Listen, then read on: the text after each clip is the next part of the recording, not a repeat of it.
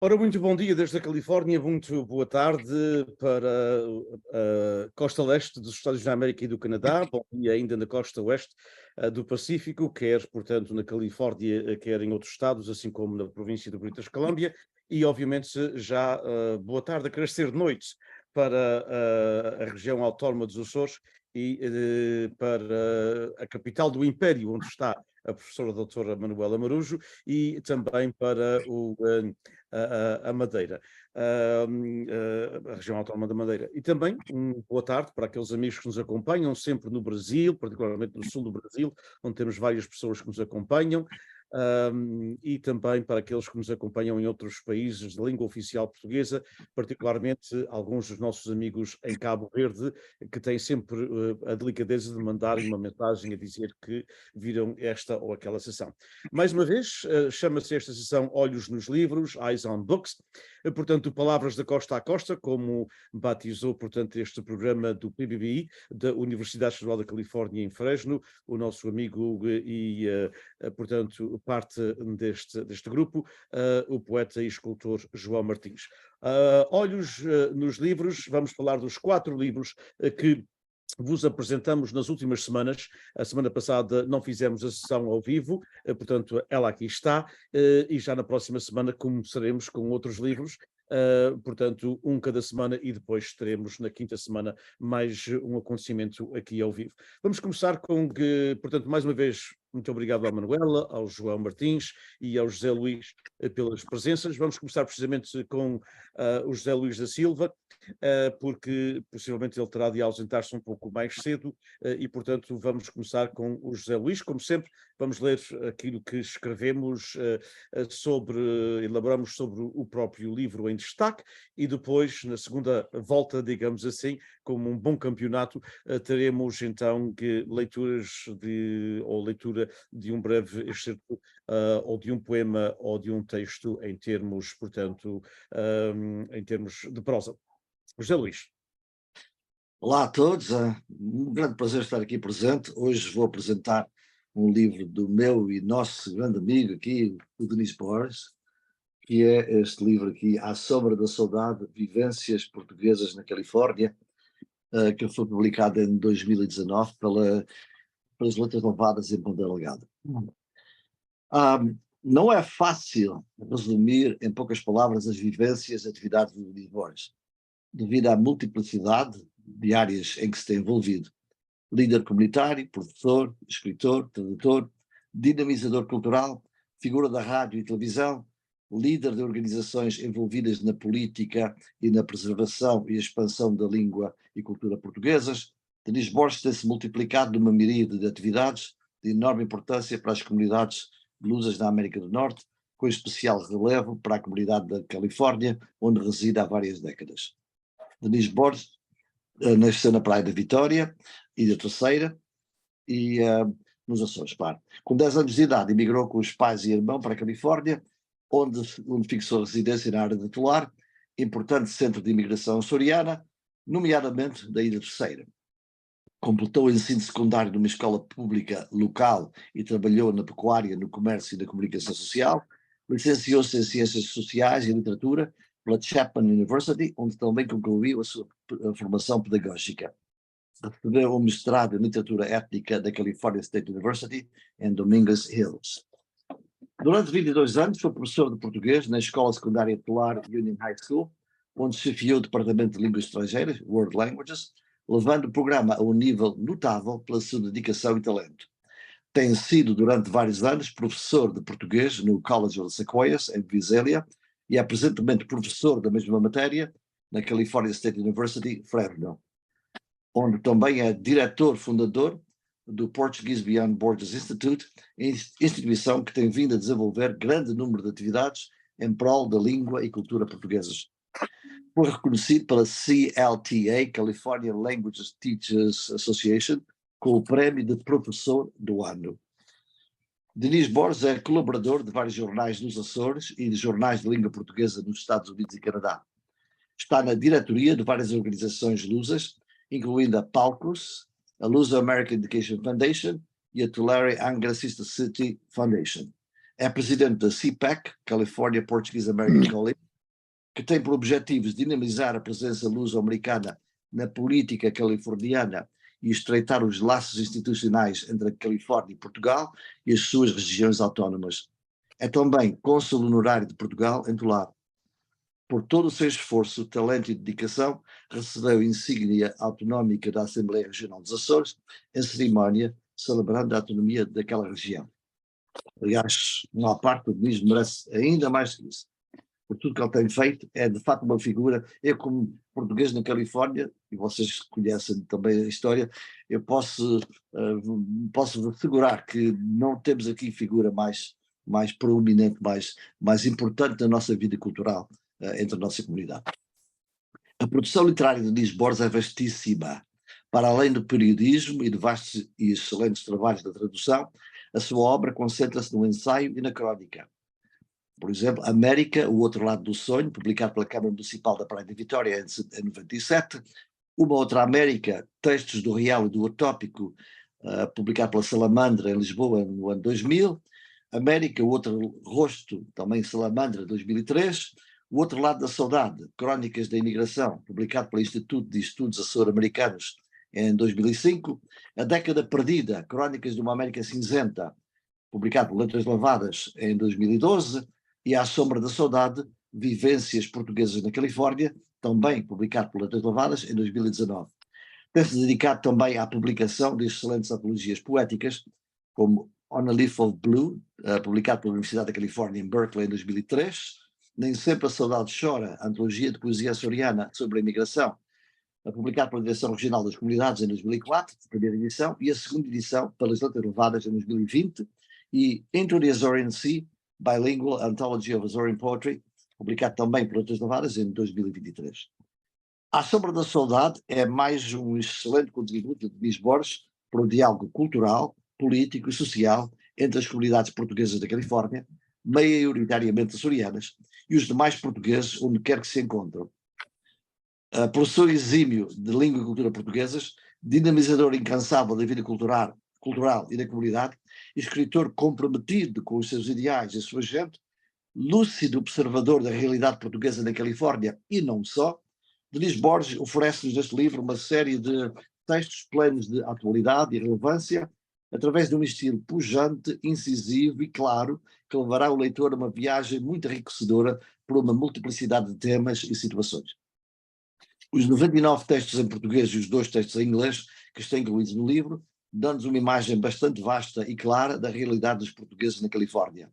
É que Denis Borges é um autor de múltiplos interesses que vão desde os mais elevados tópicos académicos e culturais aos temas políticos mais urgentes, ao registro de atividades e profissionalidades importantes da nossa comunidade, à análise de assuntos cruciais no presente e futuro da nossa gente. Ler À Sombra da Saudade é embranhar-se num mar de textos muito bem escritos e pensados, num estilo que demonstra a paixão que o autor sente pelo mundo à sua volta e pela sua gente. É que Denis Borges é um homem e escritor apaixonado pela vida, pelas possibilidades que temos que desbravar para tornar o mundo melhor, pela necessidade de colocar na palavra a força que nos leve não só a pensar, mas também a agir de uma forma lúcida e empenhada para que o nosso mundo e a nossa gente sejam mais comprometidos uns com os outros, mais cientes dos problemas que nos rodeiam e das soluções que nos poderão guiar hoje e no futuro. Ler À Sombra da Saudade, Vivências Portuguesas na Califórnia, é poder desfrutar da sombra de uma frondosa árvore culturalmente bem enraizada, avistando o panorama ao nosso redor e imaginando o que as gerações vindouras poderão fazer com o nosso legado comunitário. Por isso, desculpa as palavras não serem melhores, porque mereces mais. Não, eu não mereço tanto e, aliás, tu agora fizeste-me lembrar, portanto, eu tive que desligar várias vezes, porque estava a curar, como não é, portanto, mas fizeste-me, portanto, lembrar há anos atrás, faleceu um tio meu, e fomos ao funeral, e, portanto, o padre português estava muito elogioso, houve quem dissesse que a minha tia virou-se para um dos meus primos e disse: vê lá se é teu pai que está ali dentro. E portanto eu estou a Não sei, Não, não. era bem eu que estava a falar, mas isso era de mim, mas tudo bem. Não, mas muito obrigado, José, e muito obrigado, José Luís, e muito obrigado, obviamente, é um produto da nossa amizade, que é recíproca e que tem muitos anos de duração e que eu espero que tenha muitos mais. Muitas das coisas em que nós nos envolvemos fizemos-lo em comum e ainda bem, quando agora quase há 30 anos, eu entrei no ensino e tu foste e continuas a ser um dos meus melhores amigos, e onde fizemos muitas coisas em parceria bonitas aqui na Califórnia. Agora é tempo que outros façam isso, apesar de estar tudo um bocado em banho-maria neste momento, pelo que a gente vê. Vamos passar então para o João Martins, e depois, como eu vos disse, voltaremos a ler um breve texto de cada dos livros que escolhemos. João. Olá, boa tarde. O livro que hoje me leva a falar neste encontro é um livro com dois autores. A Hilda Pinto, que escreveu o texto, e o Fernando Silva, que fez a ilustração do mesmo. E é importante que se diga isto porque tanto a Hilda é uma artista, ela própria, e colaborador nas diversas atividades da língua portuguesa, como recentemente na Gala Provérbio, e permitam-me que diga aqui o nome, da Gala Provérbio, Poesia, Palavra Colorida. Isto pode nos levar a muito campo, mas hoje não é propriamente dessa poesia convencional, pelo menos, mas é uma poesia mais de ideias. A Hilda, tendo nascido em Portugal, como muitos dos imigrantes, aliás, todos os imigrantes, dedicou-se à escrita e à arte, pintura, colagem, etc. Já publicou vários livros de poesia, mas um dos temas favoritos dela são histórias de vida, especialmente histórias de migração, perdão. E desses livros publicados, inclusivamente, alguns já foram traduzidos. Recentemente, dedicou-se à escrita infantil, e foi aí que surgiu este livro sobre o Daniel e a cadelinha azeitona. Daniel, que é o nome do neto, e a cadelinha azeitona que veio viver lá para casa com o Daniel. E citando a própria autora, como ela se define a si própria, uma janela só faz sentido se olharmos para ela apreciando tudo aquilo que ela nos oferece. Um livro pode ser um objeto vivo se levares os teus olhos a passear e a tua imaginação a viajar por entre as suas folhas. Este livro relata a história de uma cadelinha que vivia no campo onde tudo era verde e o barulho que ela ouvia era suave, até ao dia em que recebeu a visita dos pais de Daniel. Quando fechares este livro, depois de o leres, o meu desejo é que vejas umas patas sapudas e uma barriga redonda de patas no ar, bel, bel, bel, bel, e que tu sejas um Daniel falador a contar esta história à tua maneira aos teus amigos. Era uma vez um menino que tinha uma cadelinha, ela vivia no campo e foi para a cidade. A razão da minha escolha deste livro é que é extremamente importante que as crianças entendam o português, que comecem a falar português e que a partir daí aumentem o desejo de saber falar mais. Permitam-me que traga aqui uma coisa muito pessoal, muito simples. Há dias estava eu com os meus netos, com um neto de 8 anos, e eu tinha em cima da mesa uma andorinha de barro de Portugal pintada, e estávamos a falar de poesia, mas é indiferente, o português dele é muito relativo, e falo nisso exatamente por esta questão da aprendizagem do português, e ele escreveu um poema de 3 linhas sobre as andorinhas, os pássaros que escrevem passeiam no ar e escrevem palavras de muitas cores.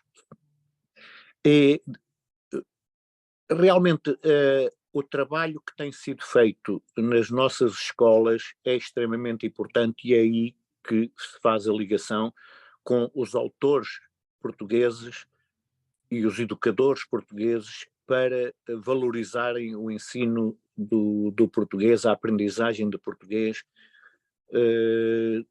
O outro miúdo, quando as primeiras coisas que aprendeu em português, então, what do you want to eat for breakfast? Pão com manteiga. Foi as duas primeiras palavras que ele aprendeu em português. E a partir daí estamos a puxar por eles, como se dizia. E esta, a importância destes livros é que através de uma história muito simples, com palavras simples, pode realmente fazer despertar essa vontade e levá-los a ler e a, no futuro interessar-se.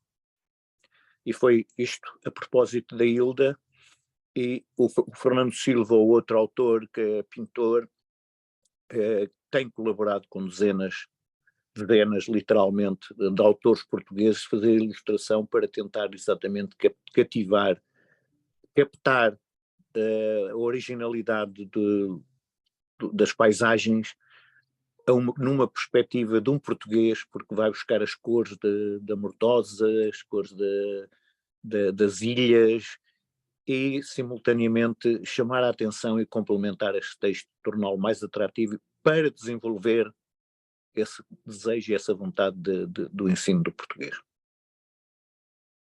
Muito obrigado, João, muito obrigado, concordo plenamente. A literatura infantil é extremamente importante e gostaria também mesmo muito de ver mais autores de literatura infantil. Já existem alguns na Costa Leste e aqui na Califórnia, mas mais autores de literatura infantil em português ou bilingue para, portanto, as nossas crianças.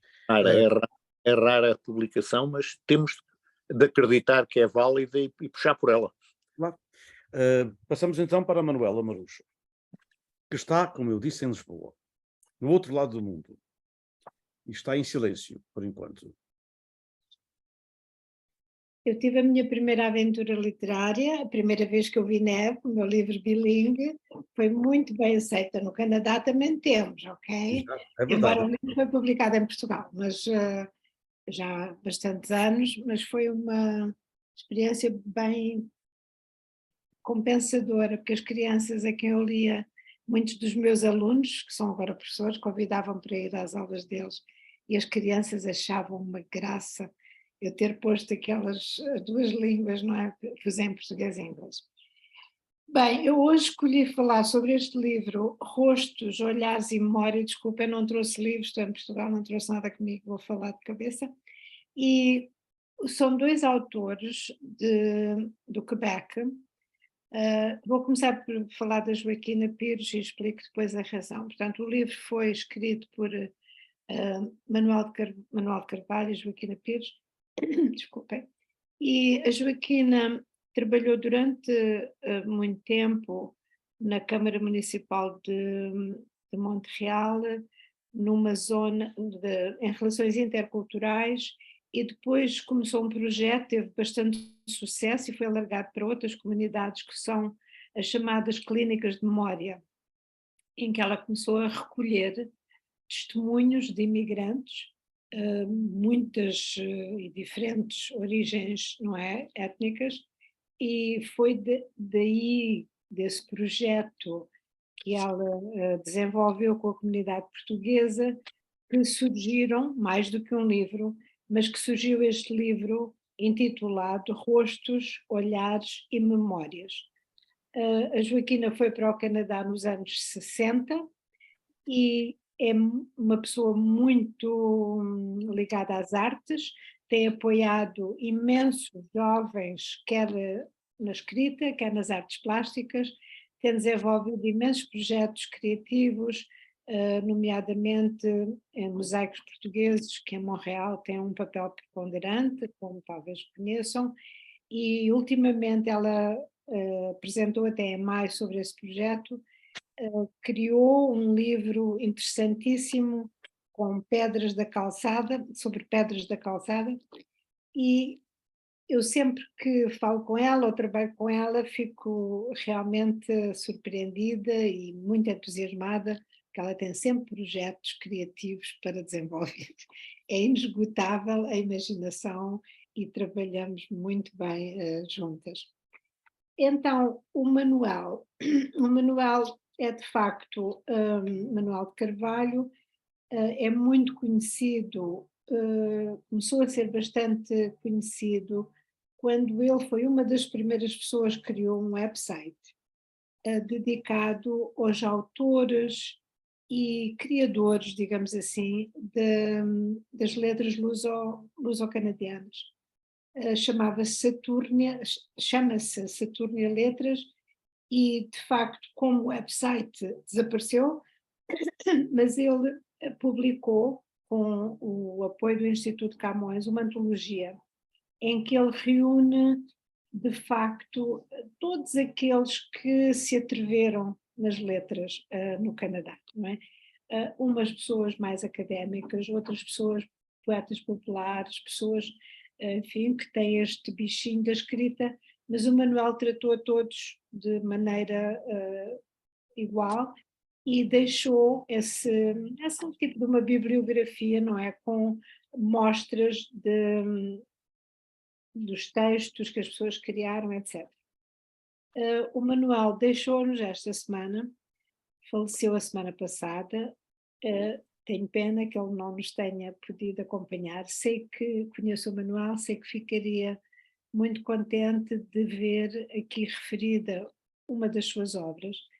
Ele, de facto, escreve muito bem e publicou cerca de mais de 10 livros. Eu tinha intenções, e tenho intenções posteriormente até me debruçar mais sobre a obra dele, mas como gosto muito de entrevistas e como tenho uma certa inclinação para os mais idosos deixarem as suas histórias, esta escolha deste livro foi exatamente vinda ao encontro dessa minha ideia. Eu achei muito bonitas as entrevistas que a Joaquina e o Manuel escolheram para este livro e depois, se tiverem paciência, eu irei ilustrar com mas qualquer daqueles homens e daquelas mulheres que eles de facto tiveram, não é, o cuidado de ouvir, nos deixam testemunhos que, graças a eles, ficarão para a história da literatura. Muito obrigado, Manuela. Muito obrigado. E, obviamente, os nossos pêsames para a família e todo o mundo canadiano e americano ligado a Portugal está de luto e vamos sentir a sua falta. Portanto, vou falar de Luciano Cardoso e deste livro, portanto, publicado aqui na Califórnia, já há uns anos atrás, portanto, que o Luciano é muito conhecido aqui na Califórnia por várias razões. Uma delas, portanto, pelo seu envolvimento no teatro, logo que chegou à Califórnia. Não temos neste momento, a não ser as danças do Carnaval, estilo Ilha Terceira, que são uma espécie de teatro popular e ainda o único teatro que se faz na Califórnia, em língua portuguesa, obviamente, mas houve de facto algumas companhias de teatro e o Luciano esteve praticamente envolvido nelas, particularmente, como eu disse, no norte da Califórnia, houve outras aqui no centro e sul, onde uma amiga nossa, a doutora Lucianoia, também esteve envolvida nos anos 60 e princípios dos anos 70. Luciano Cardoso emigrou da Ilha Terceira para o norte da Califórnia do ano de 1978, depois de ter frequentado os seminários de Ponta Delgada e de Angra do Heroísmo. Esteve muito ativo, como eu disse, na nossa comunidade da Califórnia em algumas atividades culturais, é colaborador dos jornais Tribuna Portuguesa aqui, da Costa Oeste, e Portuguese Times da Costa Leste. O seu romance 100 Anos Sem Ti, Century Old Wish, é, como escreveu o poeta Álamo Oliveira, e cito, mais um contributo para o conhecimento da imigração açoriana e mostra o quanto ela tem de heroicidade, de solidariedade, de açorianidade. Fim de citação. E disso aqui até já falei que muitas vezes os açorianos só ficaram a ser açorianos depois de estarem na imigração, no Canadá ou nos Estados Unidos. porque nas suas ilhas eram obviamente portugueses, mas eram acima de tudo terceirenses, miquelenses, marienses, corvinos, etc. E a serenidade, apesar do Vitorino Mésio ter falado nela já há quase 100 anos, é um processo que muitas vezes os açorianos conheceram-no mais fora da sua terra, fosse essa terra o Canadá ou os Estados Unidos, ou mesmo Portugal continental, portanto fora das suas ilhas, dentro do país, mas fora das suas ilhas, ou então na nossa imigração primordial para o Brasil. Na realidade, é um romance de luta, de dedicação ao trabalho e à família, de sucessos e de desafios, de saudade e de esperança. Foi publicado em 2012 pela Bridge Pub Books, de Tony Goulart, e teve apoios da Fundação Luso-Americana para o Desenvolvimento, a FLAD, do jornal Portuguese Tribune e da Câmara Municipal da Praia da Vitória. Como escreveu a poeta, ou poetisa, como assim preferia, Natália Correia, não sou eu a dizer, muitas vezes dizem que o termo poetisa, portanto, é um termo pejorativo para as senhoras que escrevem poesia. Não era isso que dizia a Natália Correia, que cada vez que a chamavam poeta, ela corrigia e dizia: eu sou uma poetisa. E, portanto, conforme queiram, mas, portanto, mas como escreveu, portanto, Maria das Dores Beirão, e digo, e refiro, portanto, 100 anos sem ti é uma envolvente saga de vivências integrantes que tocam o coração da diáspora e não só. Um texto que Luciano Cardoso, em boa hora, decidiu dar à estampa e, como já sabia, para chegar às novas gerações, fê-lo também em inglês. Daí mais um contributo, não só para a língua portuguesa que tem cultivado com a sua escrita aqui na Califórnia, mas, portanto, em inglês, para que esta saga não fique apenas com a geração imigrante. A serenidade, a portugalidade, que, como escreveu recentemente José Andrade, agora atual diretor regional das comunidades, na Califórnia escreve-se Portugal com a palavra Açores, é algo que atravessa gerações e também atravessa barreiras linguísticas. Portanto, ainda bem que, como eu disse, há quase uma dúzia de anos, Luciano Cardoso já sabia que, na realidade, a língua portuguesa tem de continuar, mas também há de se chegar às novas gerações, e o livro é, portanto, um lado em português e o outro em inglês.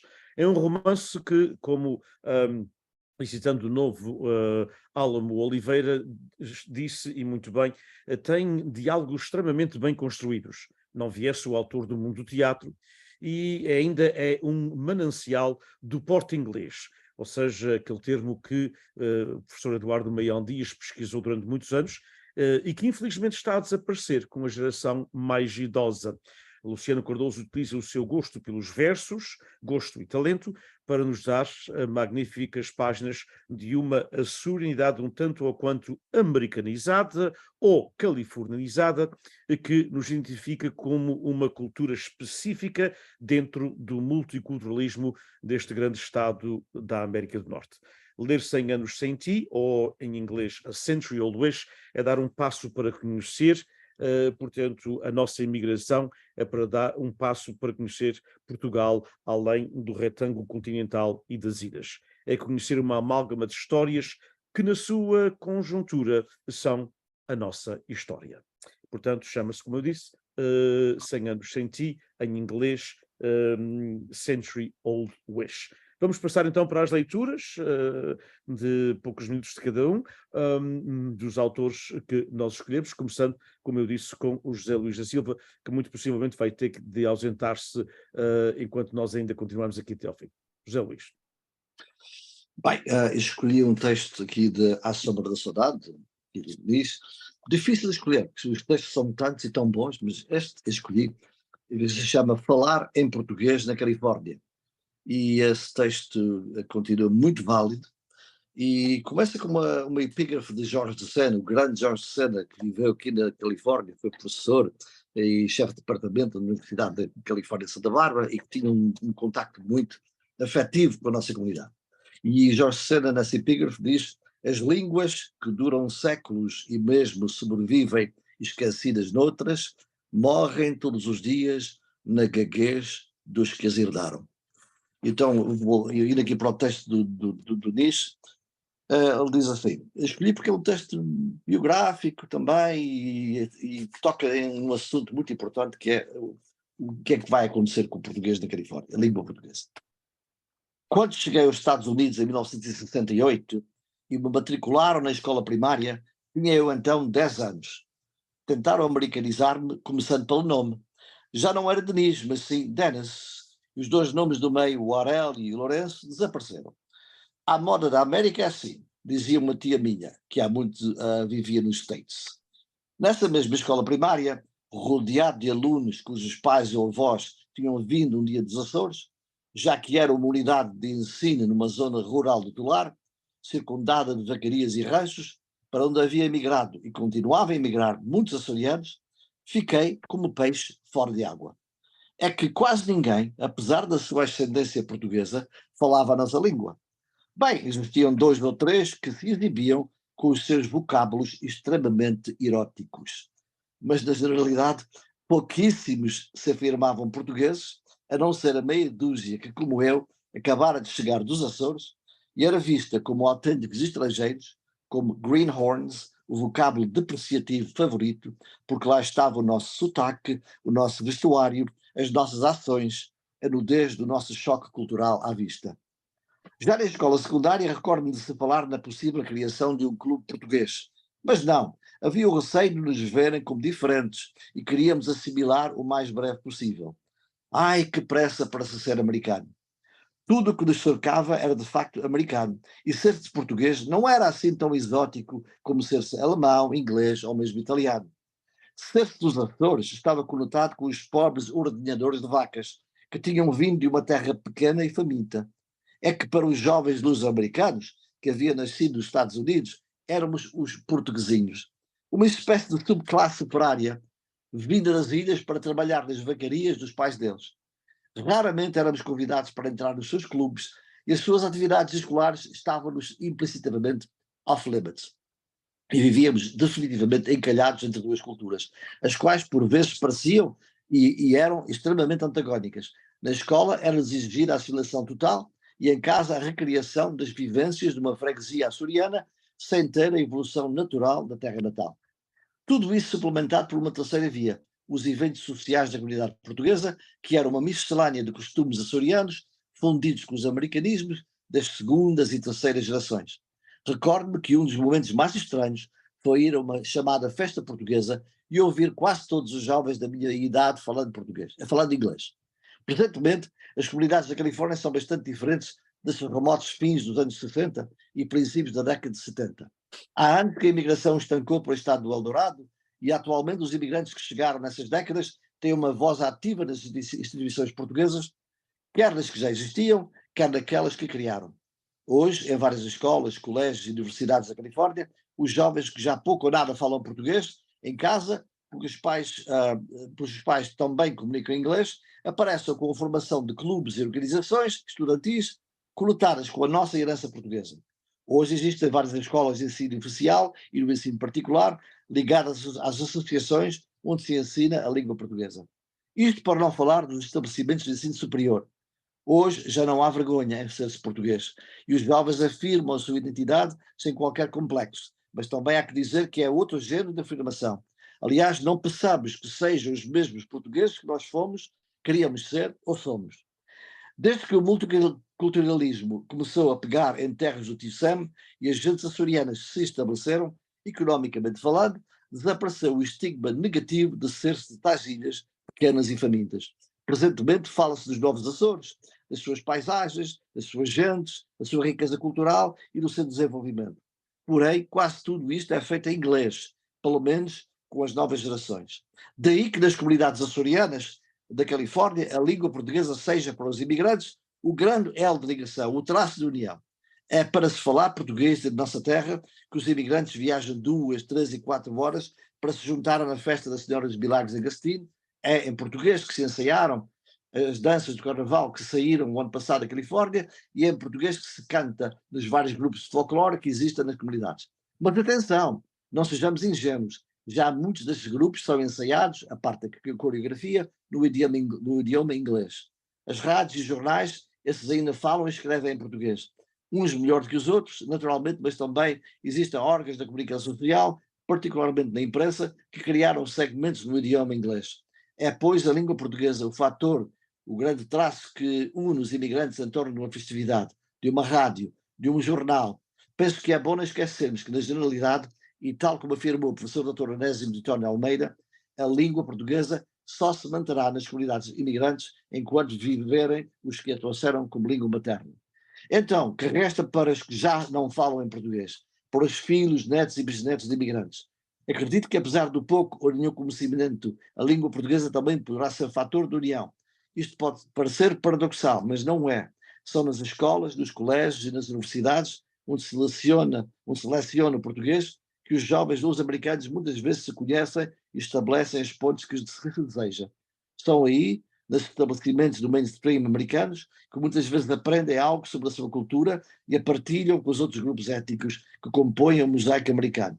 As aulas de português nos estabelecimentos do ensino oficial estadunidense são espaços privilegiados para os nossos jovens da ascendência açoriana, porque fazem parte do mundo americano a que pertencem. É que cada vez mais os jovens luso-descendentes procuram ambientes ligados às suas origens, dentro do já referido mainstream americano, nos locais, escolas e universidades que frequentam. O texto continua, tem vários parágrafos, eu gostaria de continuar, mas já passou o meu tempo, eu não quero entrar no tempo dos outros, mas o Denis fala também aqui como a língua continua a ser um traço de união nas nossas comunidades e se refere, de facto, à necessidade de nós nos incluirmos cada vez mais no ensino americano, que a língua portuguesa e a cultura portuguesa sejam cada vez mais parte do currículo que os nossos jovens, dos descendentes, que eles têm acesso na sua vida académica. Desculpem resumir, mas eu não queria ultrapassar o meu tempo. Obrigado, José Luís. Obrigado. Vamos passar para o João. João, a tua leitura escolhida. É um livro pequeno, vou ser mais breve, mas reforça exatamente o que já foi dito em relação aos livros infantis. Nem sempre um comportamento irrequieto de uma criança ou até mesmo de um animal deve ser interpretado como negativo. Muitas vezes essa irrequietude é apenas curiosidade investigadora, um processo de crescimento, a necessidade de estar ocupado. E pronto, dentro desta minha seleção de várias páginas, um bocadinho mais à frente começa a autora. Hoje começa uma aventura muito especial para a azeitona. Vai deixar a sua mamãe e os seus irmãos e vai para uma casa nova. Ela não percebe muito bem se isso é bom ou mau, mas sendo muito pequenina e aventureira, está curiosa. Nunca diz não a uma aventura. Chegada à casa do Daniel, que será agora a sua nova casa, é recebida com alegria e carinho. Todos concordam que a azeitona é uma cadelinha muito linda, irrequieta e esperta. E rapidamente descobrem que ela gosta que lhe façam festas na barriga. Mas o melhor de tudo para a cadelinha foi ver uma pequena pessoa, o Daniel. Era mais fácil de ver os olhos e lamber-lhe a cara. Já o Daniel não cabe em si de contente, pois a sua nova companheira de brincadeiras é como ele, uma criança ainda a aprender as coisas da vida. Vão crescer juntos. E logo depois, desde a primeira hora, ficou claro. O Daniel ama a pequena azeitona e a azeitona adora o Daniel. O Daniel está muito alegre com a sua nova amizade, ainda mais quando o ajuda a ficar com o prato vazio, sem que a mãe e o pai se apercebam. E depois, de alguma forma, resume de uma linguagem poética este livro da nossa autora Hilda Pinto. Esta é a azeitona de pata sabuda e barriga redonda, rechonchuda, que abana o ponta do rabo branco, já meio cansado de tanto brincar no novo relevado das traquinices do dia pulador, com o pequeno Daniel, falador, que chama pela mãe todo o dia. Rola a azeitona de patas no ar, parece uma bailarina que quer dançar, e ao ver o tuco a correr ao lado, latindo à menor, ai, azeitona, não mostra medo, bel, nada de azedo. voam os pássaros não muito alto, abrindo as suas asas para o céu, nesta cidade que não usa chapéu. No parque, as crianças brincam alegres. À tardinha, vão para casa, todos felizes. À noite, a azeitona talvez sonhe com o Daniel a brincar nos campos verdes onde nasceu. Mas será sempre a azeitona fiel ao menino Daniel. Qualquer que seja a nossa leitura ou interpretação destes textos, a base será sempre a mesma que eu já referi. A vontade, a necessidade e o esforço de que as crianças comecem cedo a aprender português, ainda que seja à base de histórias muito simples da cadelinha ou do cãozinho ou do gatinho. E é isso que esperamos que os incentive a ir procurar mais, ajudados pelos pais. Obrigado. Muito obrigado, João. Na realidade, o que estamos a ler hoje, em termos de reflexão, um dia destes temos que ter uma conversa sobre essas questões e como ainda recentemente tentamos fazer no Congresso da Luz American Education Foundation, ou seja, dar os bois pelos nomes e fazer coisas, porque estavas a falar exatamente pelos pais, a leitura em casa, a leitura, os nossos amigos, e o José Luís sabe isso, os nossos amigos brasileiros fizeram, não sei se continuam, mas fizeram durante alguns anos na comunidade ali a norte de São Francisco, coisas muito bonitas numa biblioteca pública americana. E aqui faz-se, nesta cidade onde eu vivo, que fica a uma hora da universidade, uma cidade de 75 mil habitantes, mas a biblioteca tem leituras em espanhol, por exemplo, e já se ofereceu para fazer leituras em português. O nosso problema é que muitas vezes a nossa malta não está motivada para isso, mas eu sei que o José Luís conhece, que os nossos amigos brasileiros fizeram, porque é uma forma de desenvolver aqueles que são de origem portuguesa e aqueles que não são, para aprenderem a língua bastante cedo. Mas isso Desculpa, só, não é? só complementando, um dos projetos para o Verbo é juntar livros de autores portugueses publicados na comunidade e, em conjunto com os professores do high school, criar uma secção de biblioteca no high school onde eles depois possam incentivar os alunos a ir ler. Exato, exato. Não haja dúvida que é um trabalho árduo e é um trabalho difícil, mas terá de ser feito. Manuela, a tua escolha. Sim, dos rostos, olhares e memórias não foi fácil escolher um texto, não é? Porque, claro, cada pessoa tinha uma personalidade interessantíssima e cada um deu assim um exemplo de vida que foi muito inspirador para mim e tenho a certeza para qualquer leitor. De qualquer jeito, eu escolhi uma biografia, um pouquinho da biografia do maestro João de Freitas Mendonça, que já emigrou bastante tarde para o Canadá, veio se juntar à família, é muito conhecido, até em São Miguel, embora ele seja do Faial. Eu vou escolher este bocadinho. Quando nasci, já sabia música. Recordo hoje, passado mais de um século. Ele viveu até aos 103, creio eu. O meu pai era regente da banda e os seus ensaios decorriam na casa que era do meu avô e mais tarde do meu pai. São palavras do mestre. A evocação de tempos tão distantes desperta uma risada fresca que sobe do fundo da alma como ribeira a cantarolar.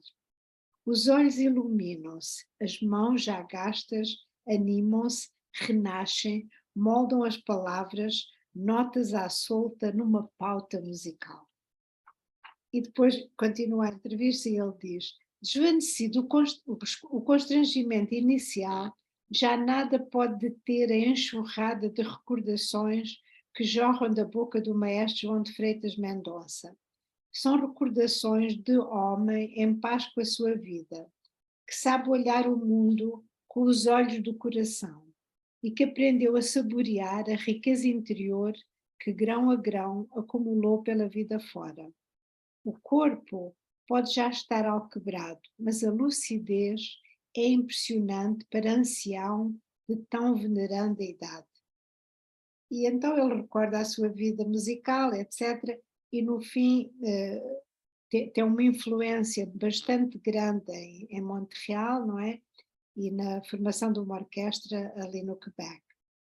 Com a naturalidade das obras sólidas e duradouras, o seu saber e experiência contribuíram decisivamente para a formação de uma nova geração de músicos e para a divulgação da música filarmónica portuguesa no Canadá, assegurando assim o futuro desta importante componente da nossa identidade cultural. Ao vê-lo à nossa frente, com os seus esplêndidos 103 anos, a pergunta inevitável sobe à tona da conversa. Se pudesse voltar atrás, tornaria a fazer a mesma coisa? E ele diz: a música é a minha alegria. Fiz sempre o que eu gostaria de ter feito na vida. E, claro, eu podia continuar, a entrevista é sobre música, sobre o amor à música, e ele tem uma alegria, não é, que transparece nas palavras. O Manuel, eu reconheço aqui bastante a escrita do Manuel de Carvalho, que ele é muito poético, mas o que eu achei que, portanto, os dois autores, não é, a Joaquina e o Manuel fizeram, foi de facto dar este ênfase, não é, a vidas de pessoas que de facto encontraram na imigração uma realização pessoal. Não quer dizer que fossem tão importantes como foi este maestro, mas toda a gente que foi entrevistada nos dá uma lição, sem ter esse objetivo, mas nos faz sentir bem com a imigração. E eu achei isso também parte daquilo que nós estamos aqui a falar, quer dizer, é pouco conhecido esta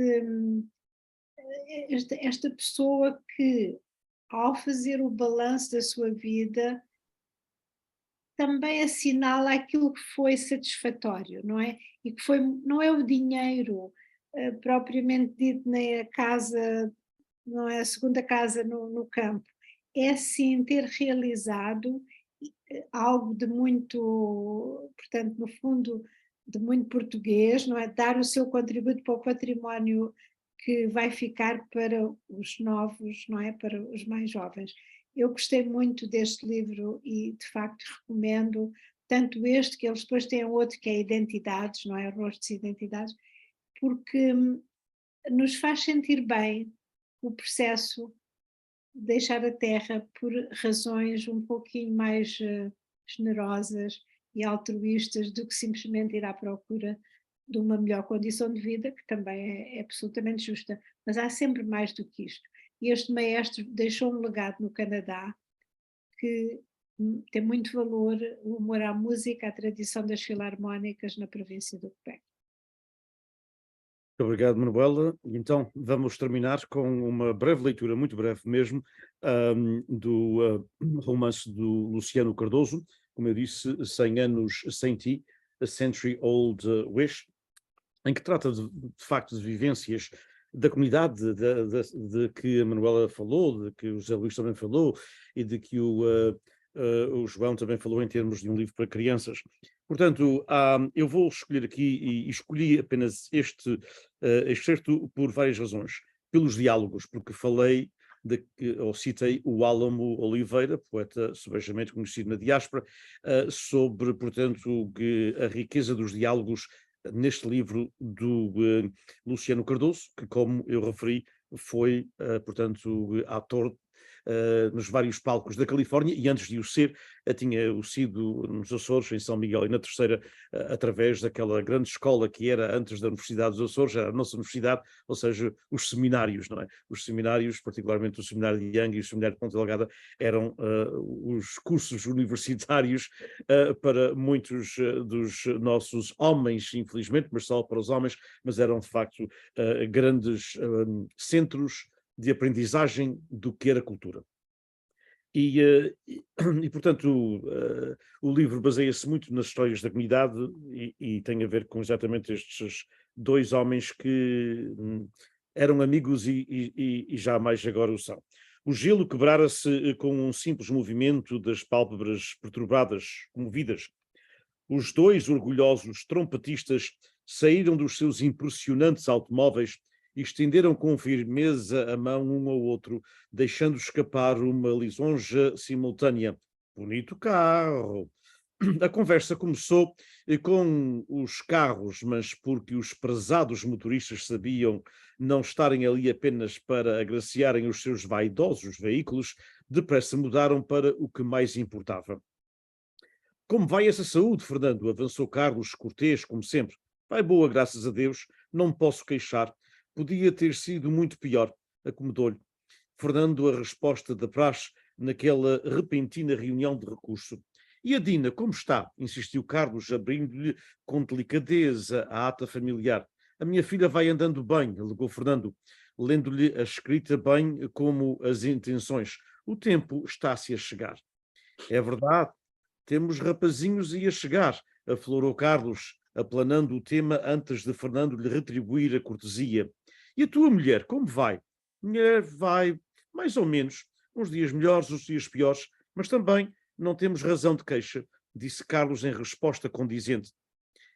Assim é que é bom, completou Fernando, satisfeito com os cordiais cumprimentos restabelecidos entre os dois. Carlos não quis perder o fio à meada e prosseguiu ironicamente. Razão de queixa julgo que têm os nossos noivos, quanto à escusada pressa em casá-los quanto antes. Não achas, Fernando? A piada fora incisa, deixando pouca margem de manobra. Ressabiado, Fernando não se esquivou. Eu sei onde queres chegar, Carlinhos.